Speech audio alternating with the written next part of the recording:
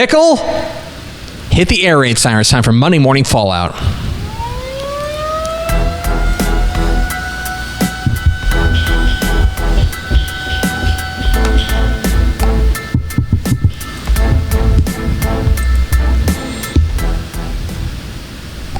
Monday Morning Fallout. When we overreact to the Texas high school football weekend, it's good to be back. Good to be back overreacting with you here on Texas football today. We'll start with the opening kick. Week 1 goes big. We knew going into week 1 of the 2024 Texas high school football season that it was going to be big. Every week 1 is big, right? But if you crunch the numbers, it was the biggest week 1 we've ever had. No. It was the biggest week we've ever had. 750 Texas high school football games scattered hither, scattered yon across the great state of Texas. The largest week of Texas high school football action ever, which is pretty remarkable. That is cool. That's a cool number. But I would also submit to you, Pickle, that we also had an enormous week as far as quality of games is concerned. Absolutely. And quality of matchups are concerned. Everywhere you looked across the state, there were huge games that we were really looking forward to. Whether it was in the 6-man ranks with Abbott and Oglesby and Jayton and Westbrook, whether it's in 6A with games like Katy and Dickinson, right? Whether it's in between Kilgore and Carthage, right? Columbus and Cuero. Everywhere you looked, there were games that were dripping with intrigue. Now, part of it, certainly, is that, like, you could roll out Pickle High School against Tepper High School, and it's been 250-something days, and we'll just lap it up. By the way, both of our high schools are, the Tepper High School and Pickle High School, not very good, is what I'm saying. What? We're figuring things out. I don't like that. But what I'm saying is, I think even considering all of the even considering judging on the curve that we're going to be excited about any football, week 1 of the 2024 Texas high school football season delivered in a huge way. If you look at our rankings, which will be revealed here in just a few minutes here on Texas Football Today, you will see the chaos throughout the course of the rankings because there were massive games everywhere you looked and massive results. We'll talk about what it means throughout the course of the week, but overall, week 1 of the Texas high school football season, as big as the state of Texas deserves. Game of the week. This is hard to pick. I went with Kilgore 20, Carthage 15. So you could go a variety of different ways on this one. But this game, to me, it was my number 1 game going into the week, if you watch Thursday's TFT. And it lived up to the hype. It definitely did. It's a headline whenever Carthage loses. Like, that's just a headline. It is. They've established themselves. They're on that short list of teams that whenever they lose, it's news. But for Kilgore to go into Carthage, to button them up defensively, and to come up with big plays, this was a tight, low-scoring game into the fourth quarter, after which these two teams traded touchdowns in the final minutes, with Kilgore coming out on top. This is one of those games that I feel like both teams are going to feel pretty good about coming out of it.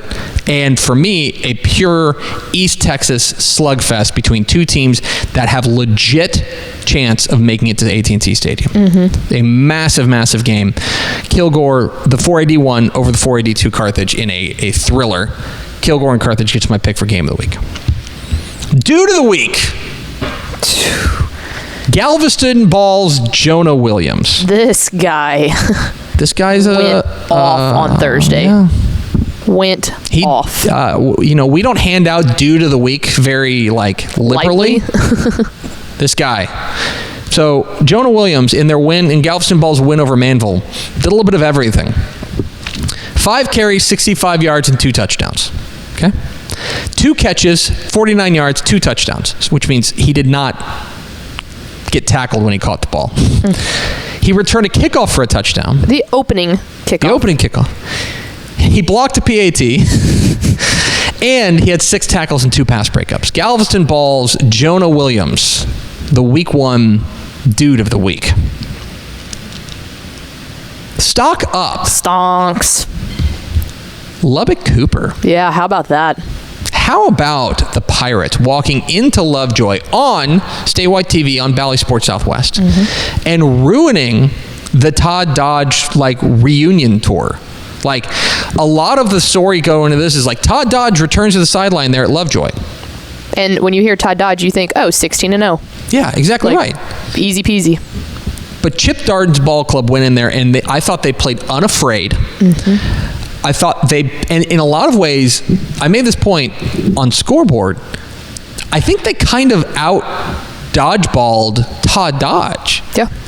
They had terrific balance to their offense. They were able to run the ball and throw the ball. Michael Deaver, their receiver. He's a dude. That rhymes. He could have been dude of the week.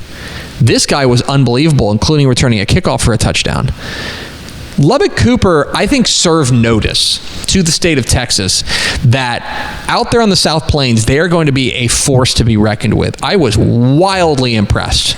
It felt like what they did. It felt like the crazy man in the fight mentality of, hey, we're going to hop on this bus. We're going to be on this bus for a whole lot of hours. So what is the point of going out there and not leaving it all out on the field? And they did exactly that. Why do that?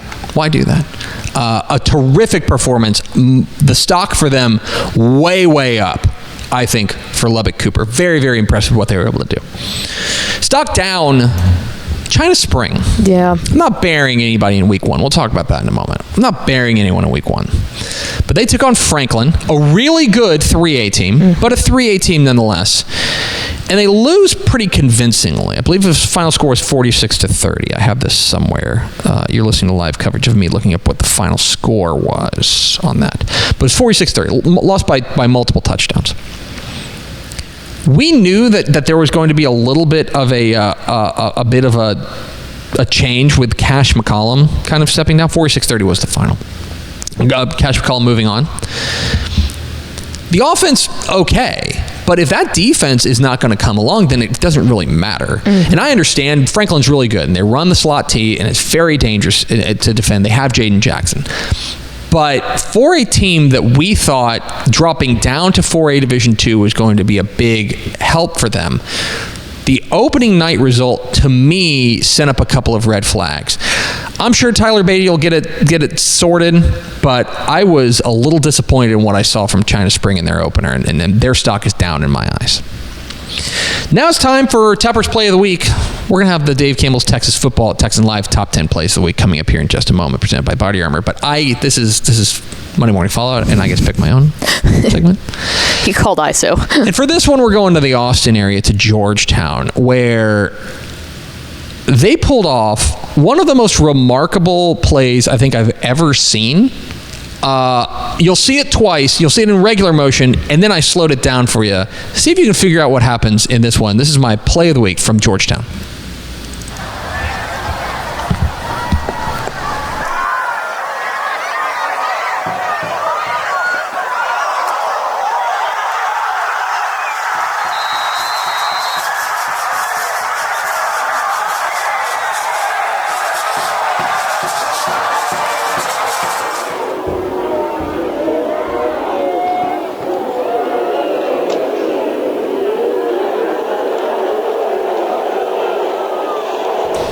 So the ball gets deflected and ends up landing on the back of the intended Georgetown receiver. After which, the other receiver is just like, oh, that ball's not on the ground. I can pick that up. Picks it up and runs it in for a touchdown. What a heads up play. That is a crazy play. But again, yeah, you're right. Heads up is the exact way to put it. I mean, to be able to have that thought so quickly in the middle of all that chaos is incredibly impressive. The wherewithal that he showed, absolutely spectacular, as Georgetown, their magic tag team touchdown, is my play of the week. Do not stop until the whistle blows. No, 100%. And by the way, good job by the officials not blowing the whistle. Absolutely. Good job by the Tasso officials there by letting that play breathe and recognizing it as well. So, an unbelievable play for Georgetown. Now time for the return of America's favorite segment. One of America's most cherished segments. The Matt Stepp, he got that dog in him, player of the week. And now, the Matt Stepp. He got that dog in him. Player of the week. Hey y'all, Matt Stepp with Dave Campbell's Texas Football. here at Melissa ISD's Kenny Deal Stadium, and I'm bringing you the Week 1 Matt Stepp, He Got That Dog in Him Award. And the winner of this week's Matt Stepp, He Got That Dog in Him Award winner is none other than Alvarado wide receiver Lance Sansom. In Alvarado's 48-21 win over Godley on Friday night, Lance had 118 yards receiving and not 1, not 2, not 3, but 4 touchdown receptions on the night. Congrats to Lance. You, sir, have got that dog in you. This has been the Matt Stepp, He Got That Dog in Him Player of the Week. Thank you, Matt Stepp, for your courage, for identifying the player. What was it? The chief dog identification expert. You know, it's true. Lance Sampson, Alvarado wide receiver, this week's Matt Stepp. He got that dog in him player of the week. My final shot here is a bad set of data. We are all really excited that Texas high school football is back. You're watching this show. You're probably excited too. It is also, I think, imperative to remember that not only is this only 1 week of data, in many ways, it is the worst week of data. Mm-hmm. Think about all of the things that go into week 1 that will not factor into the rest of the week, or the rest of the year, right?